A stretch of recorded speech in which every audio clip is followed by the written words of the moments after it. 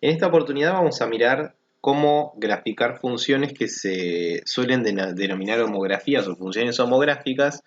Las funciones homográficas son de la forma f de x igual a por x más b sobre c por x más d. ¿Sí? Digamos que para no caer en un exceso de fórmulas, ¿sí? Digamos que la función homográfica tendría que ser, para que sea homográfica, una lineal sobre otra lineal que no se puedan simplificar, ¿no? Esto de que no se puedan simplificar, ¿qué querría decir, no es cierto? Estas son las que llamamos funciones homográficas u homografías. Eh, a ver, por ejemplo, si yo tengo f de x igual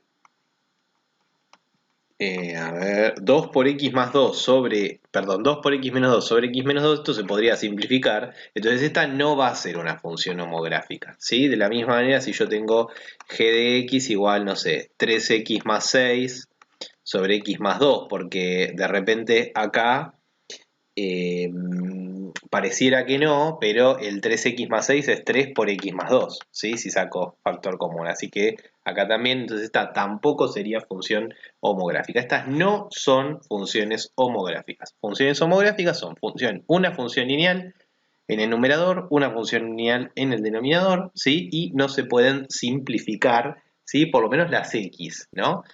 Si no, obviamente va a quedar constantes, ¿sí? Muy bien, estas son, digamos, como las características de las funciones homográficas. Lo que quiero que analicemos es qué pasa, en primer lugar, qué pasa con el gráfico de la función homográfica y qué pasa, porque el gráfico lo que me permite es analizar también el comportamiento de esa función, ¿sí? Muy bien. Entonces, lo que vamos a hacer para analizar el gráfico de la función homográfica, no vamos a ir en esta oportunidad al graficador, ¿sí? Después sí vamos a ir al graficador, pero vamos a empezar por hacer un análisis un poco sencillito de lo que pasa con una función homográfica bien fácil, ¿sí? Que no sea complicada, por lo menos de fórmula. Vamos a tomar, por ejemplo, la función homográfica 4 sobre x. Y lo que le pase a 4 sobre x, vamos a tratar de generalizarlo, ¿sí? Con el graficador. Entonces lo que voy a hacer yo es, en primer lugar, eh, advertir que el valor, que el denominador, ¿sí? Por ejemplo, no podría tomar el valor 0. Entonces esto, por ejemplo, ya me está diciendo que la función no está definida para 0. Eso ya me va a, digamos, de alguna manera me va a condicionar. Después, por otro lado, fíjense que en este caso, si yo reemplazo por 1, me queda 4 dividido 1, que es 4. Entonces yo ya lo voy a ir marcando esto. 1 se corresponde con el valor 4. O sea que acá tenemos un punto de la función. Ahora, lo que tiene de bueno esta función es que, por ejemplo, menos 1 se va a corresponder con el valor menos 4. Esto es particular de esta función, porque si yo no tengo eso, no va a pasar lo mismo, ¿no? Pero en este caso, sí, menos 1 se va a corresponder con el valor menos 4. Vamos a seguir poniendo valores positivos igual, a ver qué pasa. Si yo reemplazo la x por 2, voy a obtener 2. Entonces, al reemplazar la x por 2, obtengo 2, me va a tener un punto por acá. Si yo reemplazo, por ejemplo, la x por 3, voy a obtener 4 tercios.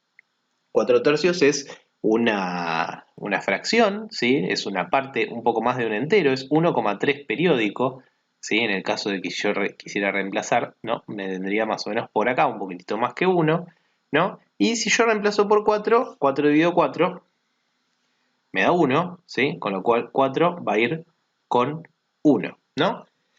Bien, ¿qué pasa si yo voy aumentando estos valores, ¿no es cierto? Porque fíjense cómo queda. La función no queda lineal, o sea, no queda un gráfico en línea recta. Quizás uno podría decir, bueno, ¿subirá en algún momento? Bueno, lo que podemos hacer para comprobar esto, ¿sí? Por ejemplo, ¿qué pasa si reemplazara por 8, ¿no? Me va a quedar 4 dividido 8, un medio. O sea que por 8 me va a dar 0,5. Lo que, digamos, se puede visualizar, ¿sí? Con este gráfico, es que a medida que yo voy aumentando el valor de x, voy a hacer 4 dividido ese valor.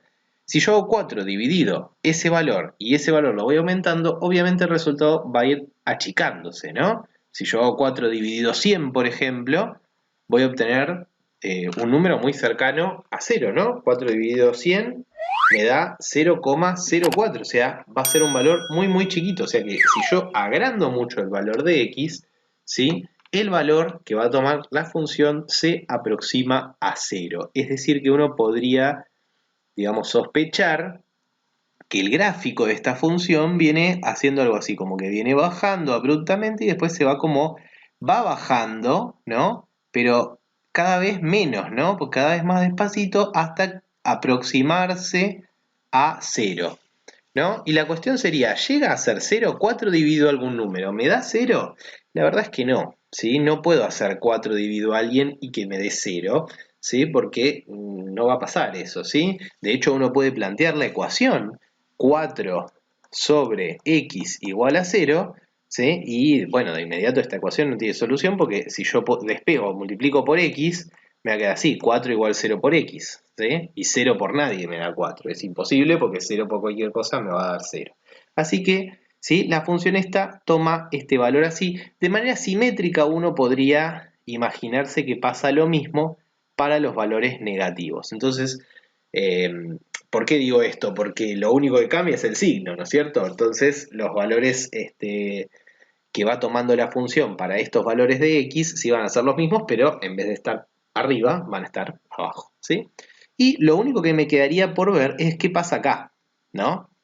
Y esto es lo que sí nos va a ayudar un poco el graficador, ¿sí? En ese caso, como para completar el gráfico. Sin embargo, yo propongo que veamos qué pasa si yo tomo un valor muy cercano a 0 para reemplazar, ¿sí? Un valor cercano a 0, como por ejemplo podría ser un valor por acá que podría ser, por ejemplo, el 0,01. ¿Qué pasa si hago 4 dividido 0,01? Bueno, 4 dividido 0,1 me encuentro que me da 400. O sea que un valor muy cercano al 0 produce una imagen muy muy alta. Esto da la sospecha, no garantiza, de que la función hace algo así. O sea, como que sube muy rápidamente en este intervalito. Y de la misma manera va a pasar acá. Bueno, efectivamente los gráficos de las funciones homográficas tienen esta pinta, ¿sí? Estas curvas que quedan acá se llaman hipérbolas. ¡Qué interesante! ¿Mm? Tienen esta forma particular, son como dos ramas, ¿sí? Opuestas, simétricas respecto, en este caso respecto del origen, no siempre son simétricas respecto del origen, pero sí tienen una simetría central a partir de un punto, ¿no? Y una, digamos, una está enfrentada a la otra. Vean que esta función, ¿sí? Es decreciente siempre, esto va a pasar de manera general, siempre va a ser o decreciente o creciente, y además eh, digamos, comparando con otras funciones que ustedes pueden conocer, como las funciones logarítmicas y exponenciales, tienen dos asíntotas. Tiene tanto una asíntota vertical como una asíntota horizontal, ¿sí? Fíjense que la asíntota vertical, de alguna manera, ¿sí? Coincide con el valor que no se puede reemplazar porque está dividiendo la x. Vamos a ver cómo podemos hacer en otro caso para calcular la asíntota horizontal a partir de lo que veamos en los graficadores, ¿sí? Pero digamos que de manera general lo que podemos decir del gráfico de las funciones homográficas es que son hipérbolas, que tienen dos asíntotas, asíntota vertical y asíntota horizontal, ¿sí? Y vamos a mirar ahora en el graficador qué otras características podemos deducir para luego sí empezar a graficarlas. Estamos acá nuevamente en el GeoGebra, ¿sí? Para empezar a mirar qué le pasa a estas funciones homográficas que veníamos hablando, ¿sí? Vamos a tomar un primer ejemplo, ¿sí? Vamos a poner, por ejemplo, x más 2 sobre x. Acá me estoy comiendo algunas cosas. X más 2 sobre x. Bueno, lo primero que vemos es que la función x más 2 sobre x se parece mucho, ¿sí? A la función que nosotros veníamos analizando, la que analizamos antes, ¿no es cierto? Pareciera ser que la asíntota vertical sigue siendo 0, sigue siendo 0, pero la asíntota eh, horizontal evidentemente no es 0, ¿no? Porque fíjense que el valor al que se aproxima no parece ser 0, parece ser 1, ¿no es cierto? Bueno, vamos a ver de qué manera podemos tratar de deducir Por lo menos, en primer lugar vamos a mirar las asíntotas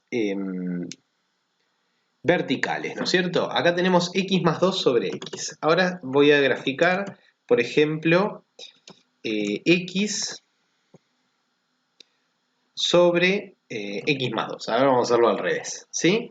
La x sobre x más 2 es la violeta, ¿sí? Tratemos de no confundir. Y fíjense que en este caso es una función creciente, ¿sí? No es decreciente como la otra, y la asíntota la tenemos en menos 2, ¿sí? A ver, si yo graficara una tercera función que fuera, por ejemplo, 1 sobre, por ejemplo, x menos 3. Y acá ya se hizo un lío de funciones, así que lo que voy a hacer es borrar las anteriores y ver qué ocurre con 1 sobre x menos 3. Como vemos, 1 sobre x menos 3 tiene la asíntota en 3, la vertical, ¿no? Y esto es justamente porque si yo reemplazo por 3, la parte de abajo se me hace 0. Es decir, que la asíntota vertical tiene ecuación x igual, ¿no? El valor que anule al denominador, ¿sí? Esto es una de las conclusiones que tendríamos que sacar de la asíntota vertical.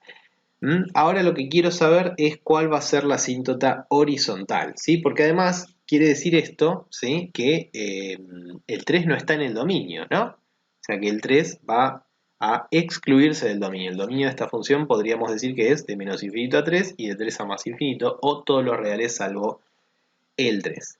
Bien, me interesa, ¿sí? Que la asíntota horizontal, bueno, en este caso es 0. Vamos a ver cómo hacer para que no sea 0. Entonces, una manera de hacer esto es, por ejemplo, sumarle una constante a esto, ¿no? Porque nosotros hemos visto ya en otras oportunidades que si yo le sumo algo, por ejemplo, más 1, la función sube.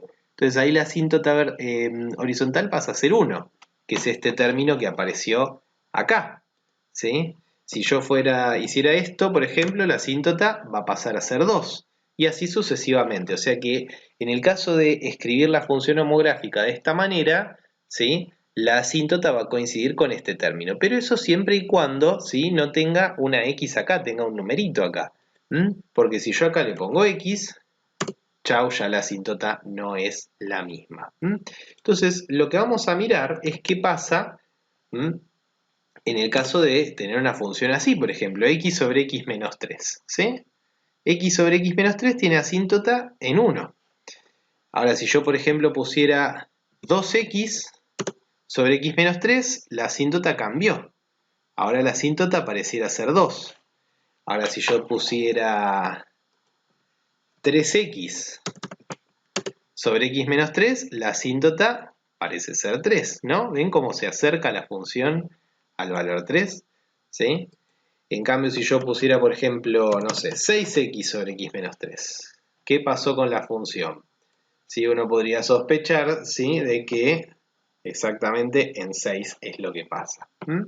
Bueno, pero entonces uno diría, entonces, ¿cuál es la asíntota? ¿Es el coeficiente de la x? Bueno, fíjense que si yo acá pongo un 2, la asíntota también cambia, ¿sí?